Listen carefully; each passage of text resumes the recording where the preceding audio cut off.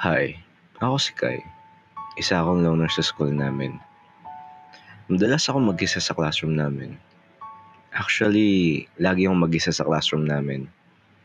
Nasanay na lang ako dahil ganito naman ako lagi simula bata pa. Pumapasok at umuuwing mag-isa. At wala din akong kaibigan. Madalas akong tambay dito sa library namin. Para at least dito di halatang lonely ako. Nagulat na lang ako nung may biglang nagsabi sa akin ng, Pwede makiupo? syempre first time nangyari to sa akin. Sa buong buhay ko walang gustong tumabi sa akin, pababae man o lalaki. Kaya sa sobrang taranta ko tumayo na lang ako at tumango sa kanya, sabay tumakbo palabas ng library. Hiyang-hiya ako sa sarili ko nun. Halos isang linggo na kaya ko nun sa school hanggang sa nakita ko ulit siya sa library. Nakaupo ulit ako nun mag-isa. Tas nakita ko siyang papalapit na naman sa akin. Kaya bago pa siya makalapit sa akin, tumayo na kagad ako para umalis. Nakasalubong ko siya at may sinabi siya sa akin.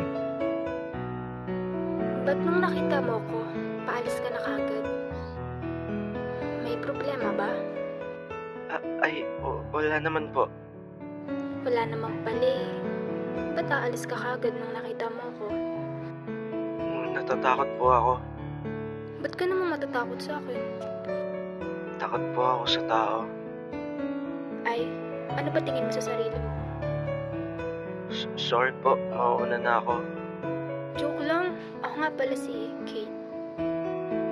Hello po. Ako naman po si Kai, alam kong ikaw si Kai. Kaklase tayo eh. Halos kalahating taon na akong pumapasok sa classroom namin, pero di ko pa rin siya kilala. Siguro dahil nakayuko lang ako lagi doon at nag-i-imagine ng mga bagay na ikatutuwa ko. Kilala mo pala ako? Oo naman, kaklase kita eh. Akala ko kasi walang nakakakilala sa akin sa classroom. Akala mo lang yun. Paano mo pala ako napansin? Halos lahat ng tao sa classroom natin, di naman ako kilala. Nakakalimutan mo ata, ako yung president sa room natin. Ay, oo nga pala. Tingnan mo, ikaw tong di nakakakilala sa akin. Hindi naman sa di kita kilala. Ano kasi, Joke lang. Okay lang yun. sobrang tuwa ko nun. At kahit paano may nakakilala pala sa akin sa classroom. Akala ko kasi invisible na ako dun. Pero bigla din binawi ng lungkot yun nung nalaman kong hindi ko nga pala siya kaibigan. Ba't ka nga pala nandito lagi sa library mag-isa? Wala naman kasi akong kaibigan sa classroom. Ako, pwede mo ako maging kaibigan. Talaga? Oo naman. Ba't mo nga pala naisipan kaibiganin ako? Bakit? Ayaw mo ba? Hindi naman sa ganun. Nakapagtaka lang kasi, di ba? Ano kasi, Huwag ka na mag-explain. Gusto kita kaibiganin kasi napapansin ko, mag-isa ka lang lagi sa classroom natin. dahil ba president ka? Ano naman connect nun? Kasi gusto mo makita yung classroom natin na lahat masaya. Pwede. Pero mas gusto ko na bawat isa sa inyo, di nakakaramdam ng pag-iisa. Napakabait mo naman. Hindi yung pagiging mabait. Yun yung normal. Dahil wala naman talaga dapat sa inyo nakakaramdam ng pag-iisa. Thank you. Wala yun. Bakit ka nga pala lagi mag-isa? Dahil wala akong kaibigan? Bakit wala kang kaibigan? Kasi wala gustong makipagkaibigan. Bakit hindi ikaw yung makipagkaibigan? Nahihiya kasi ako. Yun ba yung problema mo? Sige, tuturuan kita maging sociable. Talaga?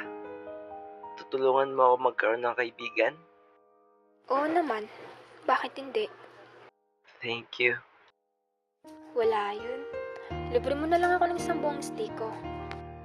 Stick? Oh? Oo, Favorite ko yun eh. Yun lang ba? Sige. Tumagal kami ng halos 1 linggo naghahanap ng pwede ko pang maging kaibigan.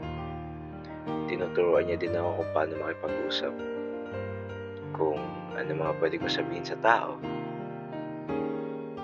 Ganito kapag makikipagkaibigan ka sa isang tao, dapat kilalanin mo muna siya. Paano ko siya makikilala?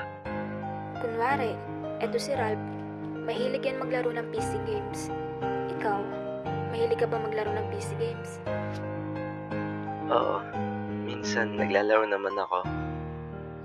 Di ayun, pakilala ka muna sa kanya tas magtanong ka ng isang bagay kung saan kayo parehong may interes. Sige, itatry ko. At sa hindi inasahan, naging kaibigan ko si Ralph. Tuwing uwian naglalaro kami ng Crossfire at nagkakaroon pa ako ng mas maraming kaibigan dahil sa kanya. O ano, kamusta? Ayun, simula nung naging kaibigan ko si Ralph, nagkaroon na din ako ng mas marami pang kaibigan. Dahil pare-parehas kaming gustong maglaro ng CF. Sabi ko sa'yo kaya mo yan. Lakas lang ng loob kailangan mo. Salamat, Kate. Wala yun. Bale, asan na libre ko? Ilan ba gusto mo? 2. 2 piraso lang pala eh. Anong piraso? Tangik 2 lalagyan. Lalagyan lang pala gusto mo. Kala ko naman yung may laman. Wow! Natututo ka ng magbiro Dahil sa'yo. Thank you. Anong thank you? Asan na yung steak ko? Ito. Isang lalagyan lang muna. Next time na yung iba. Sige. Dahil mabait ako, tatanggapin ko to. Naging magkaibigan kami ni Kate. Naging siya yung pinakamatalik kong kaibigan. Hindi ko pa ina-expect na babae yung una kong magiging kaibigan. Matatapos ang school year namin at 1 buwan na lang at magkakahiwalay-hiwalay na kami nang biglang may natanggap akong balita. Class, may masama akong balita sa inyo. Ipag-pray niyo si Kate dahil nasa critical siyang kalagayan ngayon sa ospital. Nanigas ako nun at hindi makagalaw o makareact sa sinabi ng teacher namin. Maya-maya lang lumapit ako at tinanong si sir. Bakit po sir? Ano po yung problema? Bakit po siya critical? Saan po yung ospital? Pinahinahan ako ng teacher ko nun at sinabi niyang Alam kong ikaw ang naging matalik niyang kaibigan, kaya magpakatatag ka kay. Nakitaan siya ng heart disease at matagal niya na pala itong iniinda, pero hindi niya sinasabi kaya ngayon nasa critical siyang kalagayan. agad akong pumunta kung nasan si Kate. Nakita ko siya nakahiga sa ospital at sobrang dami nakasaksak sa kanyang karayom. Wala na lang nagawa kundi lumapit sa kanya. Kate? Gising ka ba? Ramdam kong gising siya, pero hindi niya na kaya magsalita o gumalaw. Kate? Ba't di mo naman kagad sinabi? Dapat, una pa lang sinabi mo na kagad sa parents mo. Dapat, mas inuna mo kalagayan mo kasi sa kalagayan ko. Diba sabi mo dapat di makaramdam ang tao na nag-iisa?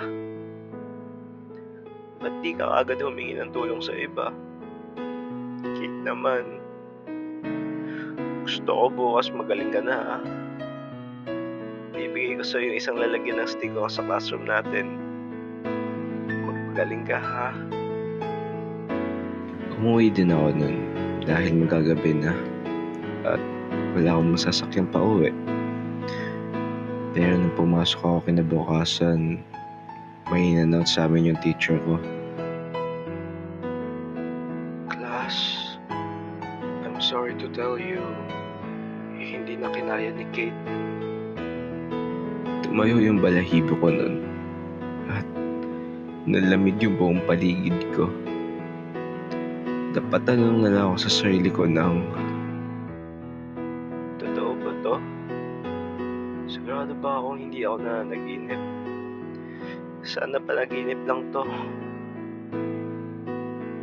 hindi ko kinaya pumunta sa buhay niya dahil bumalik yung pagkatakot ko sa tao.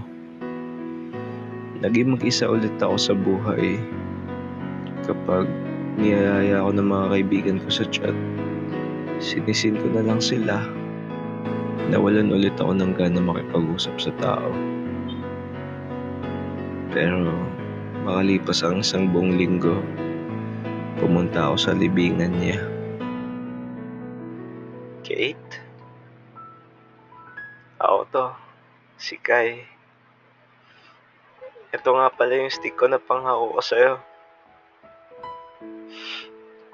Kate? Ba't naman ganun? Di ka na gumising. Inaantay kita eh. Kate?